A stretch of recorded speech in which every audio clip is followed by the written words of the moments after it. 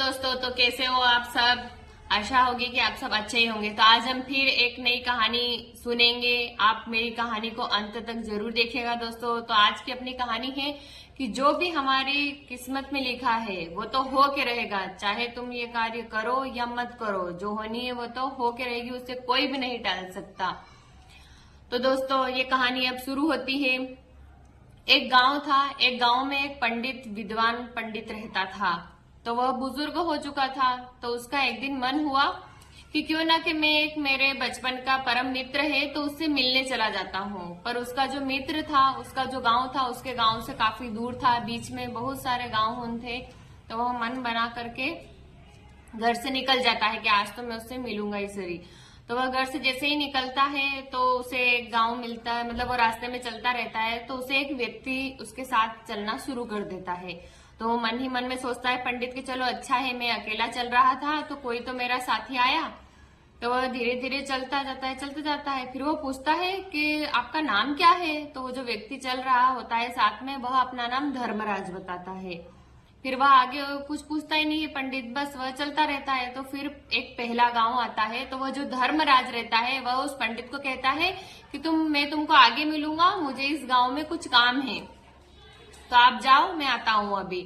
तो वह धर्मराज गांव में चले जाता है और पंडित आगे खड़ा रहता है। तो जैसे ही धर्मराज गांव में प्रवेश करता है तो पंडित को सूचना मिल जाती है कि किसी व्यक्ति की बैल के सींग घुसने से मृत्यु हो गई है। तो वह सोचता है, अरे ये क्या हो गया, मैं जैसे इस गांव में गया कोई मर गया। फिर वह धर्मराज वापिस उस पंडित को मिल जाता है और वह फिर चलना शुरू कर देते हैं दोनों। चलते चलते वह दूसरे गांव में पहुंचते हैं। तो दूसरे गांव में पहुंचते ही वह धर्मराज फिर से पंडित को कहता है कि मुझे मेरे एक मित्र से मिलना है, तो मैं उससे मिल के आता हूँ, तुम मिलो मुझे आगे। तो जैसे ही धर्मराज गांव में अंदर जाता है वैसे ही एक व्यक्ति की सांप काटने से मृत्यु हो जाती है। फिर वो पंडित आश्चर्य करता कि अरे ये क्या हो गया।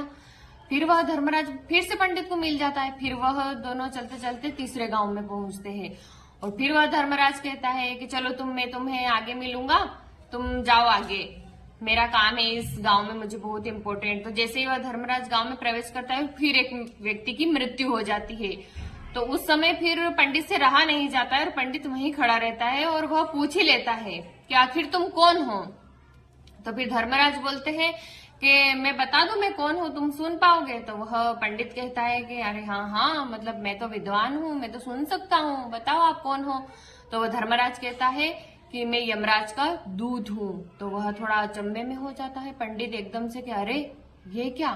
फिर उससे रहा नहीं जाता। तो वह पंडित पूछता है धर्मराज से कि बताओ कि अब अगली मृत्यु किसकी होगी, अगर तुम यमराज के दूत हो तो बताओ। तो फिर धर्मराज बोलता है कि अगली मृत्यु उसी व्यक्ति की है जिससे तुम मिलने जा रहे हो, तुम्हारे मित्र की। तो वह अचंभे में पड़ जाता है कि अरे। और फिर वह धर्मराज बोलता है कि उस तुम्हारे मित्र की मृत्यु के कारण भी तुम ही बनोगे। तो वो फिर अचंभे में पहुंच जाता है। तो फिर वो मन में खुद ही खुद सोचता है कि अगर मैं उससे मिलने ही न जाऊं तो मैं उसकी मृत्यु का कारण ही नहीं बनूंगा। पर वो कहते हैं ना कि विधि के विधान को कोई नहीं टाल सकता, जो होना है वह हो के रहेगा। वो मन में ऐसा सोचता ही रहता है और ऐसे ही एकदम पलटता है तो देखता है कि उसका मित्र दुगनी गति से उसकी ओर आ रहा है दौड़ता हुआ।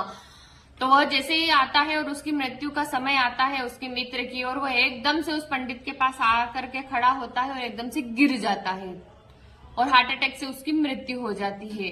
तो वह फिर एकदम अचंभे में पड़ जाता है। पर फिर भी वो विद्वान रहता है पंडित, तो एकदम उस बात को वो नहीं लेता है। फिर उसे रहा नहीं जाता कि ये धर्मराज है, अगर ये सही में यमदूत का दूत है तो क्यों ना मैं इससे पूछ लूं कि मेरी मृत्यु कब होगी।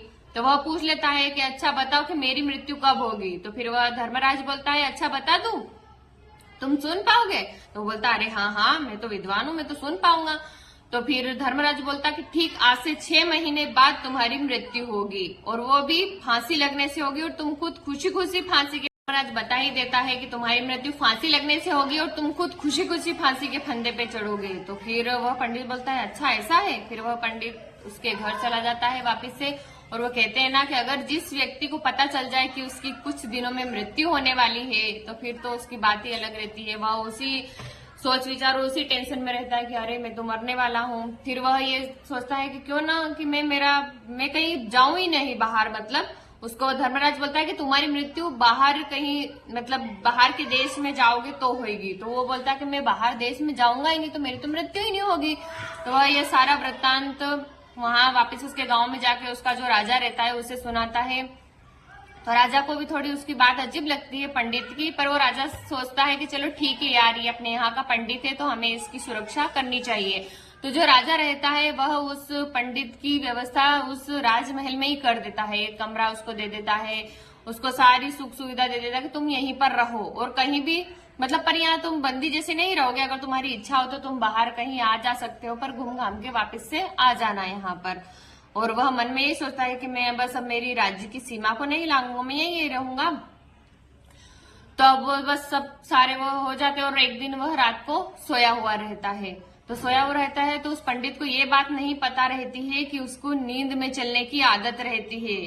तो वो कहते हैं ना, जो होने का है वो तो हो। पंडित की नींद में चलने की आदत के बारे में उसे खुद भी नहीं पता था, तो वह राजा को कैसे बताता। अब एक दिन वह रात को सोया रहता है और नींद में ही उठता है और निकलता है, महल से बाहर निकल जाता है। उसे द्वारपाल भी नहीं रोकते हैं क्योंकि उसे रोकने की अनुमति नहीं दी गई थी, उसे एकदम घर जैसा वातावरण दिया गया था पंडित को उस राजमहल में।